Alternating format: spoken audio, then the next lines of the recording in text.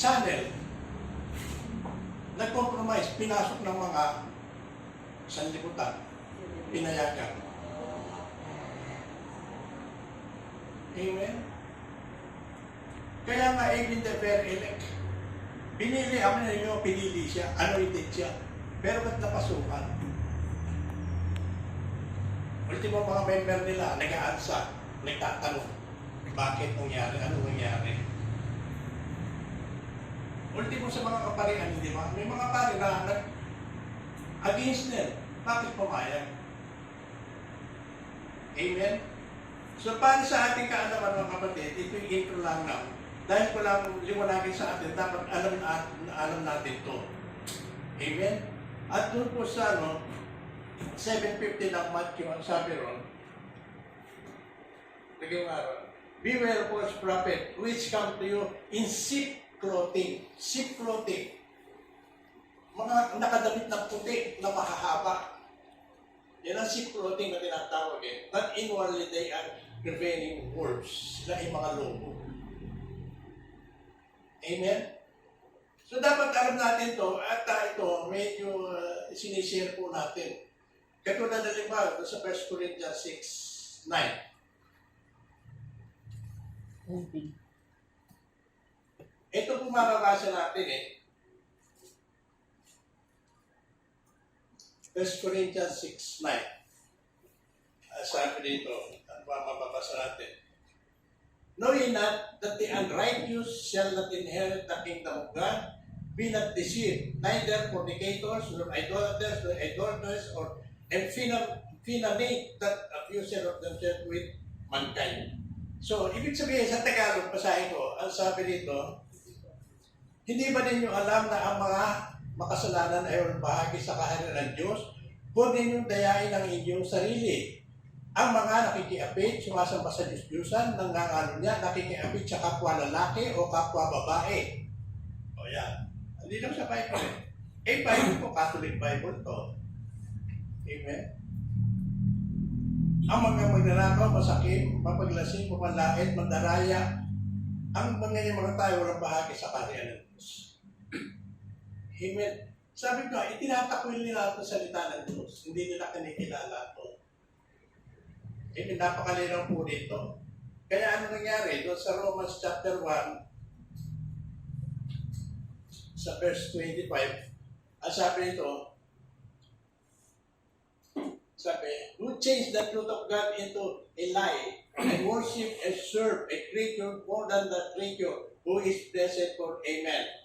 Amen. Pinalitan nila. At ano ang sabi? So pinagpalit nila sinama ang nilalang kaysa sa lumalang. Kaya sabi, pinabayaan na sila ng Diyos. Kaya nangyayari, yung lalaki sa lalaki, babae sa babae na. Amen? Tuloy natin sa 26. For in this cause, God gave them up unto vile affections. For even the women did change the natural use into which is against nature. 27. And likewise also the men, leaving the natural use of the woman, run into lust one towards another, and men with working that which is unseemly, and receiving in themselves the recompense of their error which was met. So, ito, malinaw. Ang dami sa Bible makikita natin yung nagaganap na ngayon. Amen. So, isa pa yan, yung mga takbo na yan, di ba? Amen. Kagabi na, napanood ko, babae pa naman. Lahat ng katawan niya, talong-takang lang wala. Kasi gusto daw niya maging number 1 sa Guinness World of Record. Kaya pinatatuan ng buong katawan. Talong-takan na lang. Nag-iisip pa lang siya kung ano ipapatato sa talong-takan niya. Hindi ba yan ang mga signs? Kaya mga kapag malapit na eh. Kaya ibig sabihin, kailangan talagang maging seryoso na tayo. Amen? Kasi sabi nga, even the prayer ethic. At marami nga naliligaw. Amen? Marami. Kinala well-known. Hindi na dito sa atin. Kahit sa ibang bansa. Sa buong daigdig, maraming maliligaw. Dahil minsan, ang pinahalaga ng iba, yung mga miracle. Amen? Kaya nga sinabi na rin yan di ba? Lalo nakatingin ng tao. Pero ang sabi ng Biblia, hindi lahat, amen, hindi lahat ng tumatawag sa aking Panginoon ay papasok sa kanya. Kundi lamang yung sumusunod. Sumusunod sa kalooban. Kaya dito tayo tadako ngayon, yung sumusunod sa kalooban. Amen? Pagka tayo sumunod naman, mga kapatid, ibig sabihin, may reward naman yan Amen. Yes. Amen? Yan ang tatalakayin natin ngayon. Amen? Tinalakayin lang natin para alam natin yung baka tayo maisahan, mag-compromise tayo. Kaya nga yun ang tatalakayin natin yung great reward in keeping yan. May reward Sino may niwala? Pagka sumunod ka ay may reward. Amen. Amen? Sinabi na yan Amen? So, dapat tayo dito ngayon. So, dito tayo sa awit. Awit 19, simula sa 7. Ito mababasa natin The law of the Lord is perfect. Amen? Perfect. Walang ibang perfect kung batas kung hindi ang sa Panginoon. Ang mga batas natin dito sa mundo ay hindi perfect, napakaraming butas.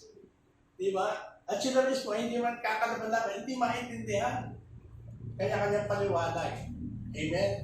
Kaya kita sa mga hukuman, hindi sila magkasundo sa lusalungan. Iba yung paniwala, iba yung paniwala. Amen? So, batas lang ng Panginoon ay siya perfecto. Amen? Kaya the law of the Lord is perfect, converting the soul. The testimony of the Lord is sure, making wise the simple. Ito po sa Tagalog yan para mas malinaw Ang sabi, ang batas ng Panginoon ay batas na walang kulang. Kaya nga perfecto Walang kulang yan Kaya nga hindi dapat baguhin. Kaya nga hindi dapat bawasan, hindi dapat dagdagan. Perfecto na yan Amen. Pagka binawasan mo, ibig sabihin, mali ang Diyos. Mas tama ka. Amen. Ibig sabihin, lumalabas, sinungaling ang Diyos. Pero sinabi na rito ang batas ng Panginoon, ang batas ng Panginoon ay batas na walang kulang. Ito'y utos na ang dulot sa tao ay bagong buhay. Yan, converting the soul. Amen? Ito lang ang batas ng Diyos ang makakapagpabago. Amen? Lahat dito, di ba? Sino nakaranas ng pagbabago? Amen.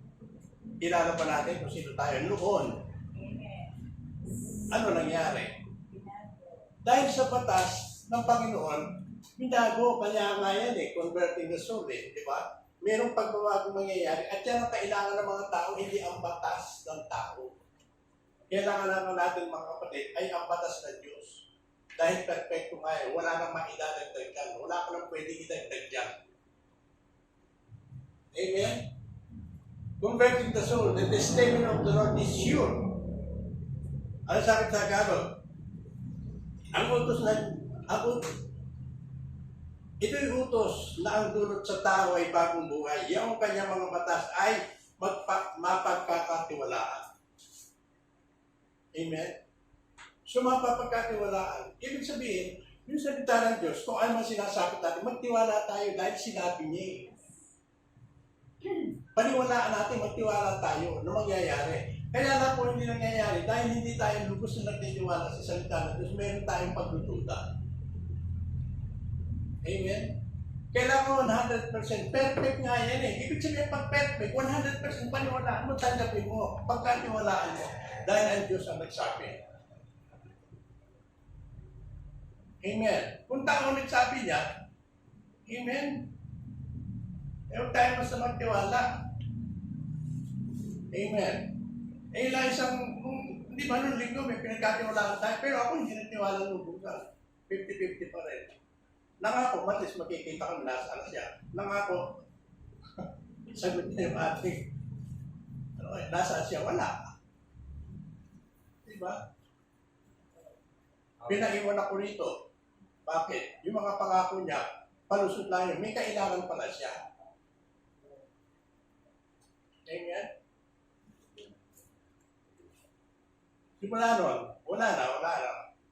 Hindi ko alam kung tunay na nabili niya yan. Amen. Kahit noon, hindi ako nagtitiwala. Sabi ko, dala na ako dyan nung araw ko madaming ganyan Di ba rito, may mga biglang papasok dito. Di ba? Yung muli yung babae. Sabi ko, biglang tumayo dyan. Sabi ko, bigyan nyo na lang ng pumasahin para makaalis na. Nalungkot nga ako nung binigyan ng 100. Nagbigay ng 100. Sabi ko, binigyan ng 100. 20, baka umalis lang. So marami po yan. Amen? Mga ministry ngayon talaga dinadali. Kaya tayo mga kapatid ay talaga pinakailangan magtiwala tayo ng lubusan sa Panginoon, sa mga salita niya. Amen?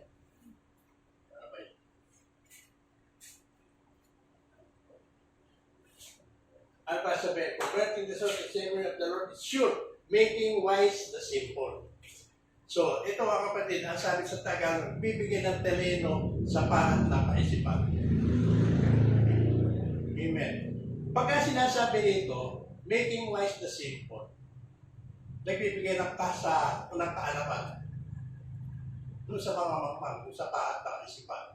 Ano ibig sabihin yan? Aminin natin ang araw, di ba? Lahat tayo mamang Pasama na ako doon Kasi wala tayong alam Di ba? Hindi natin alam Pero nung tayo napunta sa Panginoon, di ba nag-iba isip natin?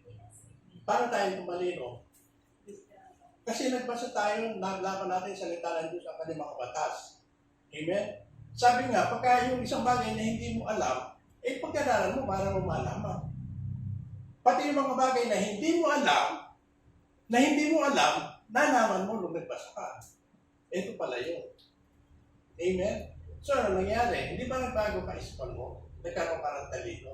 Talino saan? Talino sa Diyos. Galing sa Diyos. Hindi talino na sa liputan. Amen? Kaya sinasabi ng Biblia, ang talino sa sanlibutan ay kamamuna sa harapan ng Diyos. Bakit? Ayaw nilang paniwalaan ko Amen? Kaya may pagbabago. Talagang may pagbabago. Kung ito lang talaga panghahawakan ng maraming tao, may pagbabagong mangyayari sa buhay ng lahat. Pero sad to say, patuloy pa rin ang mga tao sa kasamaan. At yan din isa lang palatandaan yung mga masasama lalo kung kapakasama. Ito na nga sitwasyon natin, di ba? Ang dami pa rin mga gumagawa ng mga hindi tama. Amen? Hindi ba kayo binubulgar na kung sino yung mga membro ng mga makakaliwa? Di ba? Yung iba nakakaupo pa. Nasa sila, di ba? Congress. Congress ba? Mga nakaupo. Ngayon, sabi nga, pagdating ng panahon, ilalantad ng Panginoon yan nalalantad na sila Di ba? Yung mga kababaihan, na sila nagkasama-sama. Ultimo sa showbiz, di ba? Binubulgar na Amen? Alam niyo, dapat alam natin ito Kaya ako, napahiligan ko ngayon, yung pinapanood ko sa YouTube, yung mga ganyan mga latest lalo. So, dyan nabubulgar kung sino-sino yung mga yan Amen? Kaya pasalamat nga tayo, may gobyerno tayong talaga kumikilos ngayon. Amen? Napatagal na pinabayaan. At yung katotohanan na ilibing noon ay nabubuklat ngayon. Amen. Kaya mga kapatid, nasa huling panahon na tayo. Kaya dapat pag-igihan natin ang pagsunod sa batas ng Panginoon. Amen? Sapagkat ito lang ang makakapagpapago sa atin. Okay. Verse 8. And sabi, the statutes of the Lord are right, reducing the heart. The commandment of the Lord is pure, enlightening the eyes. Ang sabi sa Tagalog, ang tuntuning ibinigay ni Yahweh ay wasto utos. Amen? Kaya ka perfecto to wasto. Tama, walang kamalian dito. Amen? Na yung iba talagang sinasalungan. Amen? Ligaya ang sinuman kapag ito'y sinunod. Amen? Hello? Amen. Pagka tayo sumusunod sa batas ng Panginoon, ibig sabihin, hindi ba maligaya tayo? Pagka-ibig maligaya ka, pag sumusunod ka, ibig sabihin, nawawala yung lahat ng intindihin mo, yung mga ligalig mo, di ba? Yung pangamba mo, naalis yan eh. Amen. Amen. Ngayon, kapag ikaw ay ano pa, hindi ka mapakali, nag-aalala ka. Amen. Hindi ka makakatulog kung ano-ano iniisip mo, ibig sabihin may problema ka. Amen. Spirit. Amen. So kanya nga, nandun talaga perfecto nga yung pasas niya eh. Amen. Ibig sabihin, pagka may problema ka, hindi ka mapakali, nag-aalala ka, ibig sabihin, may problema. Hindi mo mayroon ka sinusuway doon sa batas. Amen? Kaya kailangan pag-aralan natin, ano ba ang batas ng Panginoon? Eh, hindi ka nagbabasa, hindi ka nagme-meditate. Ano ba, alalaman ba, ano na ang batas? Ba't nangyari sa iyo yun? Kasi alam mo yung mga kapatid, pag may nangyari sa atin, ipapaalala sa iyo ng Panginoon kasi hindi ka sumunod sa ganito, sa salita ko. Amen? Kaya nung pinag-aaralan mo, sabi mo, totoo nga, ano, alam mo mga sakit ng karamdaman natin, nakita ko rin yan eh. Lalo sa panahon natin. Dahil sa kinakain mo. Hello! O tingnan nyo, nung unang panahon, ang hahaba ng buhay ng tao. Amen? Anong kinakain nyo, no? Eh ngayon, puro laso lang kinakain ng tao ngayon. Amen? Anong araw talaga hahaba ng buhay ng tao, di ba? Talagang 100 pahigit, eh ngayon, hindi. Swerte ka na, pag inabot ka ng 60 kayo, 70 eh, di ba? Ngayon, mabata, namamatay. Bakit? Di ba? Karamihan may sakit. May depression sa inner. Di ba? Sakit sa puso, sa atay, kung saan palong-palong na. Internal. High blood. Sakit sa bulsa. Yung kasama yung sakit sa bulsa. Ba't may sakit ka sa bulsa? Hindi ka sumusunod eh. Amen? Bakit kaya? Kasi noon hindi ka nagsumiga. Amen? So yun yung mga kapatid kaya sa verse 8, ang sabi ron, ang tuntunin ang binigay ni Yahweh ay was kong utos, ligaya ang sinuman kapag ito'y sinunod. Amen. So pagka sumusunod ka, maligaya ka. Bakit maligaya ka? Sumusunod ka, may gantimpala yun eh. May reward yun eh.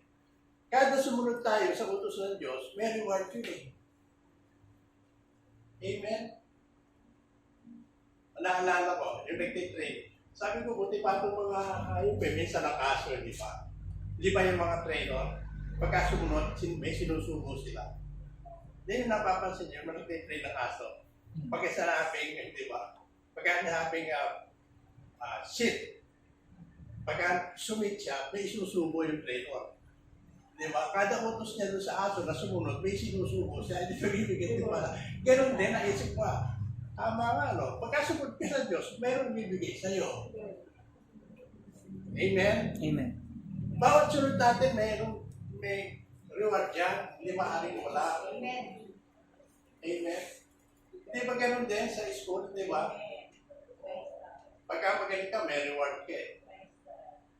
Amen? So, ganun din lang nangyayari mga kapatid sa buhay natin.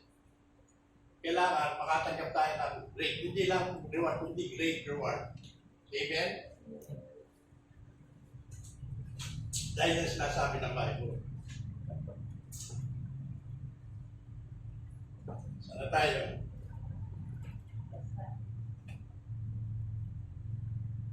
Straight pa rin, di ba? Isa ulit. The one of the Lord is pure, enlighten the eyes. Yan. Pag-unawa ng isip yung inutulo. Pag-unawa ng isip. Ibig sabihin, nabubuksan ng isip natin sa katotohanan. Amen. Dati hindi natin alam eh, di ba? Marami tayong hindi alam. Alam natin, puro sanlibutan. Amen? Kaya pagka hindi natin alam, maliligaw talaga tayo. Amen? Amen. Kaya sinabi na eh, meditate day and night so that you can do whatever written in it, di ba? Kasi kung hindi natin alam, hindi natin masusunod. Amen? So, 9. Yan. Ito, the fear of the Lord is clean. The fear. Yung takot sa Panginoon. Ano ba yung takot? Banal na takot. Ang sabi sa Tagalog, yung paggalang kay Yahweh ay nararapat at mabuti. Yung paggalang, fear. Ibig sabihin, yung may fear ka, umiiwas ka makagawa ng mga bagay na labot sa kalooban ng Diyos. Yun ang pagkatakot. Amen. Natatakot kang gumawa ng mga kasalanan na makakapagbigay ng hindi maganda sa Panginoon.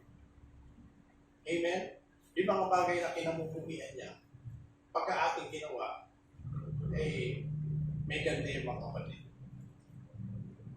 Amen. Pero pagka tayo kung sumunod naman, kahit na anong utos na sinunod natin, may ano hindi lang natin minsan nakikita eh. Diba? So ito, halimbawa, may dumating sa inyong blessing. Isipin nyo, bakit dumating sa akin to? Kasi may ginawa ka, magandang bagay. Tinanim. May sinunod ka, utos o batas ng Diyos na hindi mo namamalaya, sinunod mo pala, kaya may gantimpala ka. Amen? Amen. Ganun yun mga kapatid. Minsan magugulat ka na lang eh, di ba? May dumating sa iyong pagpapala. Di pala, hindi mo alam, meron ka sinunod na ginantimpala ka ng Panginoon. Amen? Kaya yun ang maunawaan natin, yung pangalan, yung paggala kay Yahweh ay mararapat at mabuti. Yung pag sinabi niya, yung fear, yung paggala nga eh. Amen? Kung may paggala ka, susunod ka. Amen? Ano pa? Isang banal na tungkulin na iiral parati. Ayan. Enduring forever. Enduring forever. Ang sabi, isang banal na tungkulin na iiral na parati. Ibig sabihin, lagi-lagi yan. Hindi tayo makakalimutan. Pati mga hatol niya, matuwid na kahatulan. Yan. The Lord is true and righteous altogether. Amen? Nakuha ba natin? Ang sabi ta, kapag siya ang humatol, ang pasya ay pantay-pantay. So, yan. Yan ang batas sa pantay-pantay ang hatol ng Panginoon. Walang mahirap, walang mayaman. Amen? Pantay-pantay. Pag nagkasala ka, kahit na pinakamayaman ka, may kaagibat na parusaya. Hindi katulad ng batas ng sanlibutan, pagka kilala ka, may yaman ka, ay walang gagalaw sa'yo. Walang gagalaw sa'yo. At takot kang galawin. Pero sa Diyos, anumang estado mo, pantay-pantay ang tingin ng Diyos. Di ba rito, gano'n, sanlibutan? Pagka may nakakangan ka, may pangarap ka, ilang tao sa'yo. Pagka nagkasala sa batas, amen? Yung ilagabiyado ang siya kaatulan. Hindi pantay-pantay. Kaya nga ang batas ng Diyos ay perfecto. Walang labis, walang kulang. Amen? Na dapat natin talagang panghawakan yung batas na yan ng Panginoon. Dahil yan lang ang makakapag-bigay sa atin na talagang magandang buhay. Amen. Saan ba tayo? Kapag siya ang humatol, yan, sa 10 na tayo. Yan. More to be desired are they than gold, ye than much fine gold, sweeter also than honey and the honeycomb. So ito yung batas ng Panginoon. Ang sabi, ito ay higit pa sa ginto na maraming nagnanais. Amen. So yun nga sinasabi, ikaw na pinakamaraming ito, pinakamayaman ka. Pero pagka wala ka sa batas, sa ilalim ng batas ng Panginoon, wala ka pa rin. Wala ka pa rin mararating. Amen. Dahil kung pwede mawala yan eh. Kayawanan na yan, ginto na yan eh. Pero kapag ka ito'y sumusunod, hindi natin binabaliwa ang batas ng Panginoon. Tuloy-tuloy yan. Kaya mahigit pa sa ginto yan, higit pa sa kayamanan yan. Yan ang kayamanan, ibig sabihin mawawala yan. Pero pagka tayo sumusunod na sa batas ng Panginoon, ang kanyang pagpapala ay tuloy-tuloy at hindi mawawala. Amen?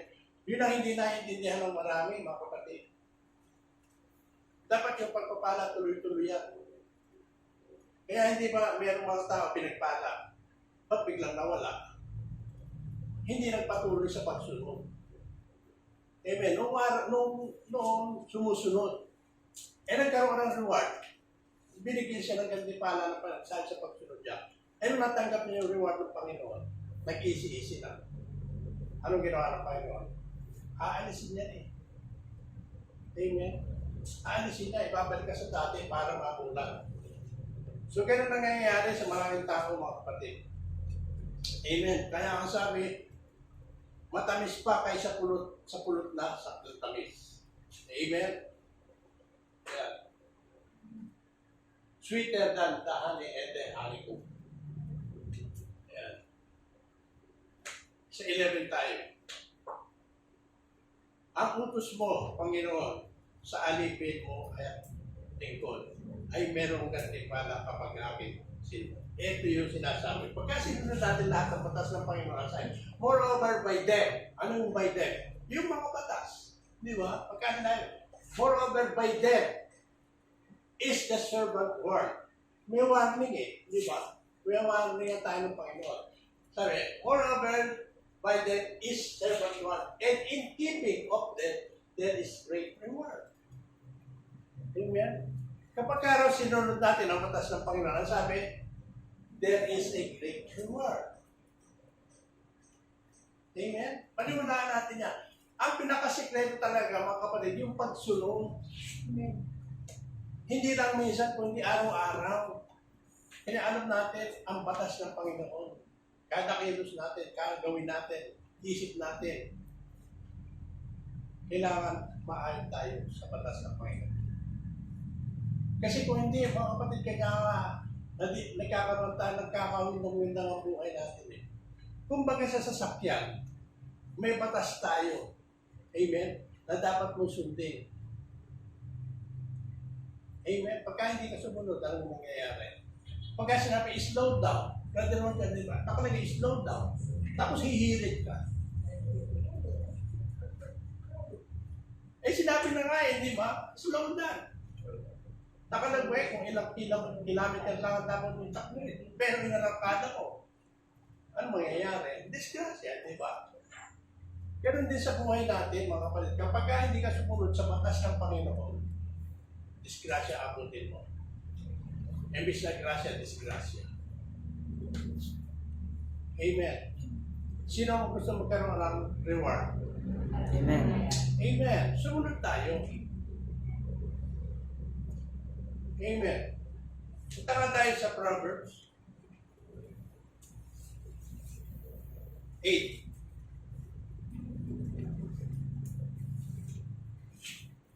Proverbs 8. Sa verse 32. Yeah. Sabi, thou therefore hearken unto me, O ye children, for blessed are they that keep my ways. Malinaw yan eh. Sabi sa Tagalog eh. Di ba? Sabi, at ngayon aking anak, ako ay pakinggan. Hello? Sino anak? Amen. Amen. Ito sinasabi. Malinaw. At ngayon, aking anak, ako ay pakinggan. Hello? Sundin ang payo ko, mapapaayos ang pamumuhay. So yun naman pala eh. Diba? Pagkasunod ka, mapapaayos ang buhay mo. Sabi, now therefore hearken unto me, O ye children. Sabi, for blessed they that keep my ways. Amen. Pagkapala, pagkasunod ka sa batas ng Panginoon. Amen. Hindi lang sa ilan, kundi lahat. Amen. Totoo lang kung mag-aaralan mo mabuti. Iisipin mo, mayroon palang mahirap sundin. Sa tao, mahirap yun. Pero sa Diyos, hindi mahirap. Ibig sabihin, ang batas ng Panginoon, hakbangan mo lang yung unang hakbang. Unang hakbang lang sinasabi ng Panginoon eh. Humakbang ka ng unang hakbang at yung mga hakbang mo susunod ay akin na. Amen. Siya naaalalay sa iyo eh. Kaya kailangan lang, manguna ka. Humakbang ka, umaksyon ka muna. Eh, hindi ka uma-action eh. Amen? Gusto ko hawakan pa ng Panginoon yung mga paa mo siyang yung unang hakbang sa atin. Amen? Amen? Amen. Yung mga susunod sa Panginoon na yan. Pero anais na Panginoon, umuna tayo, manguna tayo. Amen? Malinaw yan. At ngayon aking anak, ako ay pakinggan, sundin ang payo ko at mapapaayos ang buhay. Sa 33, sabi, hear instruction and be wise and refuse not. Sabi, upang maging matalino, ang turo ko ay tingin mo. Yung nga sinasabi, nagpapatalino ang turo sa Diyos. Amen? So tingnan nyo, yung hindi naniniwala sa mga utos na ito. Mga professional yan. Diba? At tataas na pinag-aralan yan. Pero ayaw nilang paniwalaan. Ayaw pinawalaan ng Biblia. Hindi ba yung mga tayo na well-educated, ayaw maniwala sa Biblia? Amen? Pero yung mga ordinaryong tao, di ba? Paniwala sila rito. Dahil may nangyayaring pagbabago sa kanilang buwan. Amen? So tingnan niyo, yung katulad niyo yun, sinasabi, yung pinahayag na po ngayon. Ibig sabihin, kung matatalino, kung may talino ang tao, hindi tatanggapin yun eh, kasi nasusulat eh. Amen. Kasi ayaw na bigyan ng panahon ng salita ng Diyos. May batas ng Panginoon yan eh, di ba? Batas yan eh. Hindi po pwede, parehong lalaki ay magsama. Eh anong katulad ng iba? May karapatan daw yung mga ganong klaseng tao ay bumuo ng pamilya. Paano bumuo ng pamilya yung kakaanak ba yun? Paano makakabuo ng pamilya yun? Di ba? Kaya nga ang Diyos, ibig sabihin, babae at lalaki, magsama, bumuo lang. Kaya nga hindi po pwede makipamatok eh, di ba? Sa iba eh.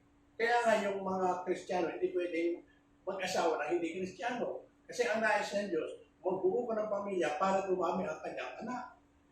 Kasi kung pareho pa yung Kristiyano, may tapos sa Diyos, ano magiging anak nyo? Ganun din, di ba? Kumikilala rin sa Diyos.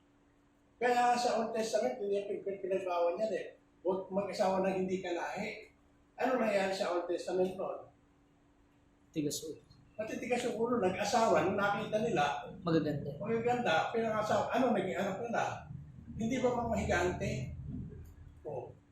Kaya nga gano'n, pagka hindi pa yung Kristyano, nagkapangasawan, magiging higanteng problema anak nila. Amen.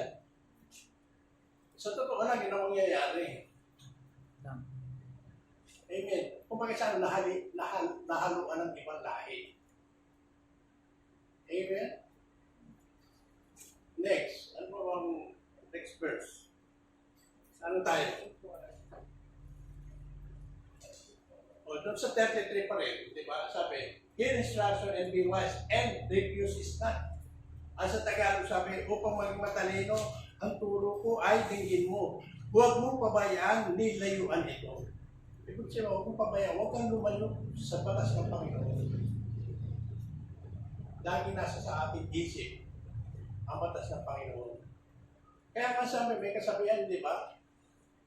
Bago gumawa sa bagay, 10 beses mo muna isipin. Ngayon sa Kristiyano, pwede rin eh. Bago pa umaksyon, isipin mo muna, ito ba yung batas ng Panginoon? Kalooban ba ng Panginoon? Yun ang nararapat doon. Ngayon, pagka hindi ka, alam mo hindi ka kalooban ng Panginoon, huwag mo ituloy.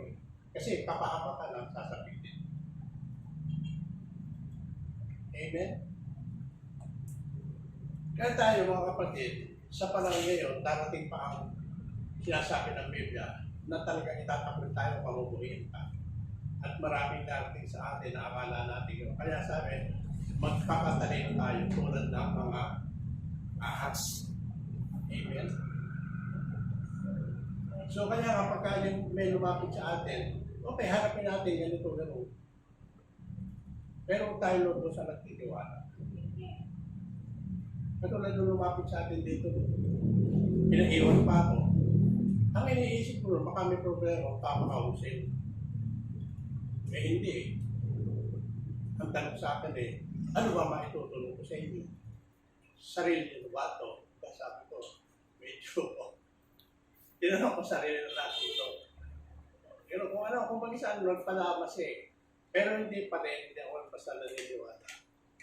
Tapos nung bandang ulit, medyo may problema siya, yung sasakyan niya, nasira, ganito, hindi siya makauwi. Eh pala, wala pang masahe.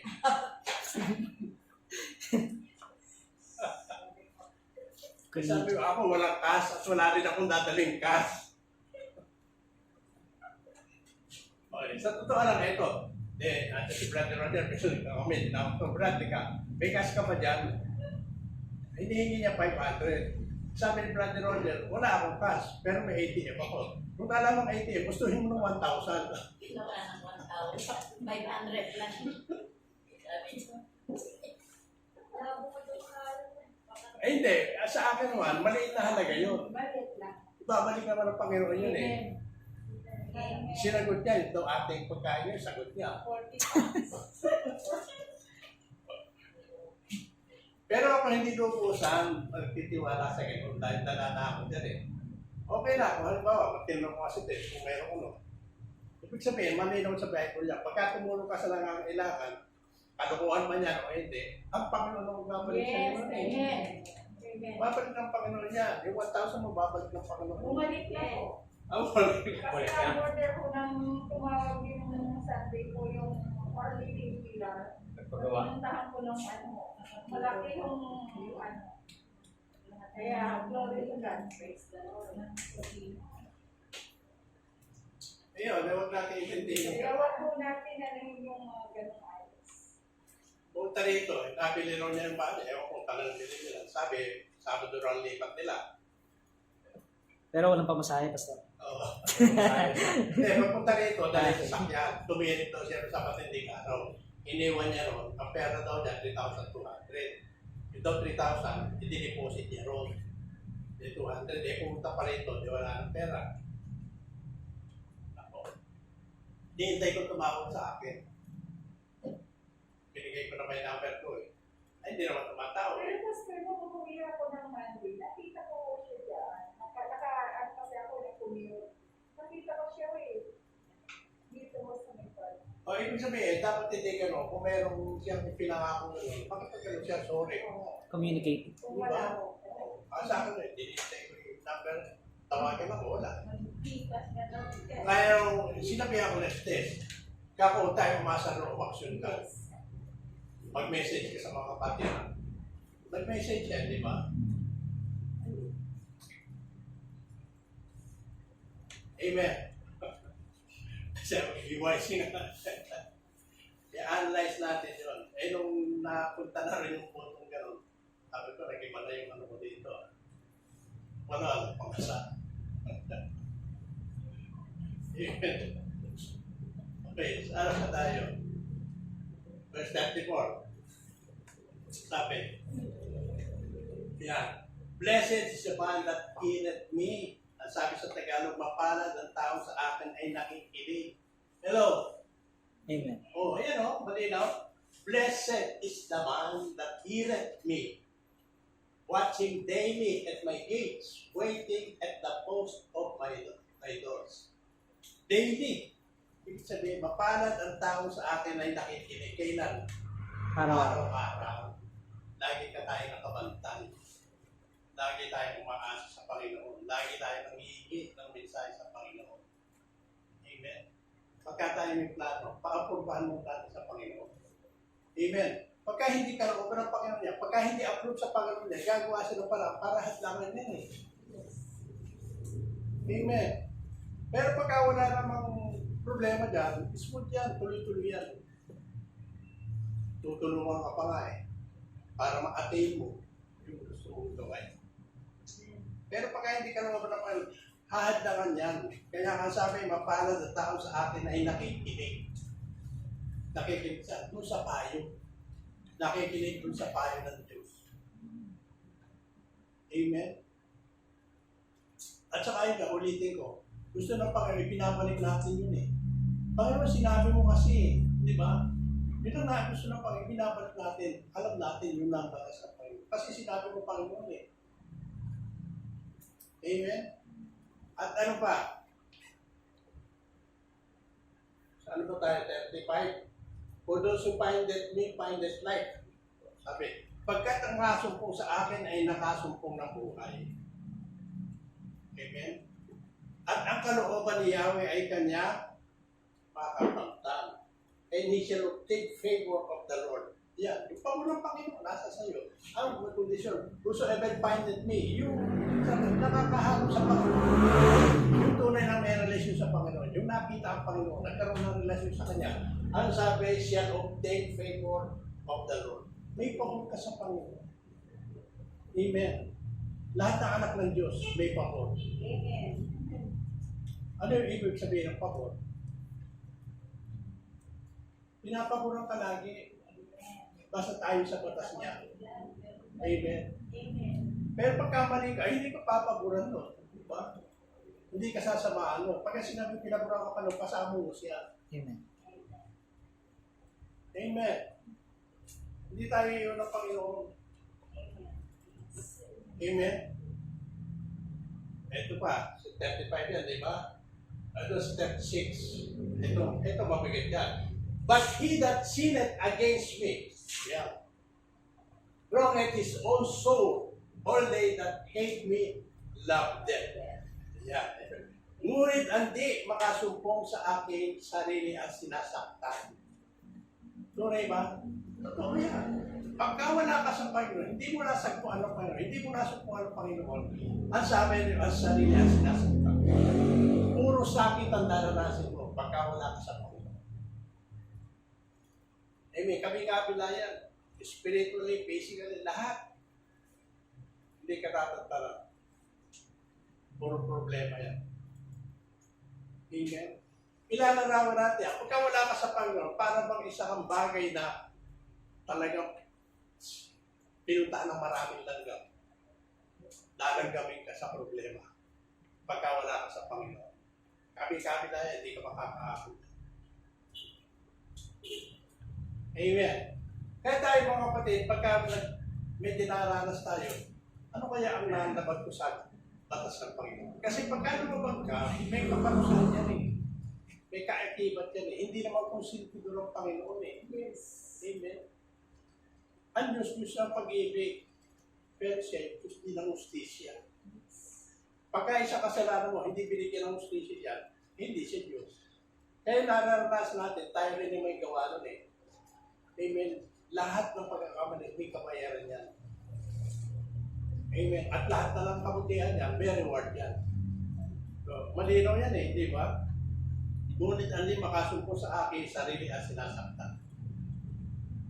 Ang napupuot sa akin ay naghahanap ng kamatayan.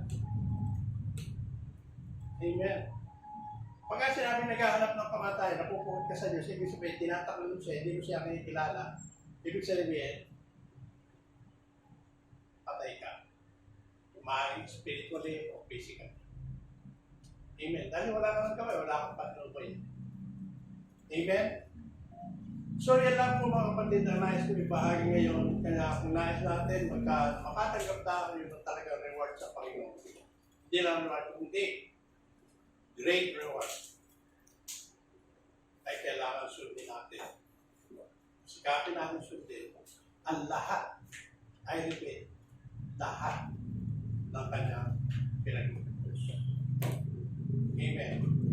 Kaya ulitin ko, hindi lahat ng tumatawag sa akin, Panginoon ay papasok sa kanyang langit, kundi lamang yung sumusunod sa kalooban ng aking amang nasa langit. Ultimo salita ng Panginoon sa Kristo. Kaya it's high time na talagang sundin natin ang lahat ng batas ng Panginoon. Wala tayong ililipan. Lahat sundin natin. Amen. Dahil ang batas ng Panginoon, sabi nga, ay perfecto ang kanyang batas. Amen. So yun lang mga kapatid, ang nais kong edit sa atin sa umaga ito at pinapa-edit ng Panginoon sa atin. Katulad yan, siyang taon na tayo at alam ko, patuloy pa rin tayo. Amen. At naniniwala ako na talaga ang Diyos ay talagang kikilos. At lalo sa panahon ngayon, nasa epidemya tayo mga kapatid, higit na kumapit tayo sa Panginoon. Amen? Huwag tayong bibitaw. Lagi tayong may hinutol sa Kanya. Amen po? Paano pa kami natin? Ito tayo po panalangin. Dakilang Diyos, sa aming Ama nasa langit, maraming po salamat sa iyong mga salita na aming pinagpulin-pulayan, Panginoon Lord God.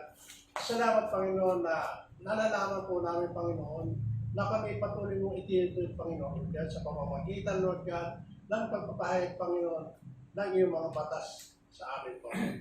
Alam namin, Panginoon, na sinapin mo na nga ang iyong batas, Panginoon, ay walang labis, Panginoon Lord God, at walang kulang. Ito'y perfecto, Panginoon, na dapat namin pagpulay-pulayan, Panginoon Lord God.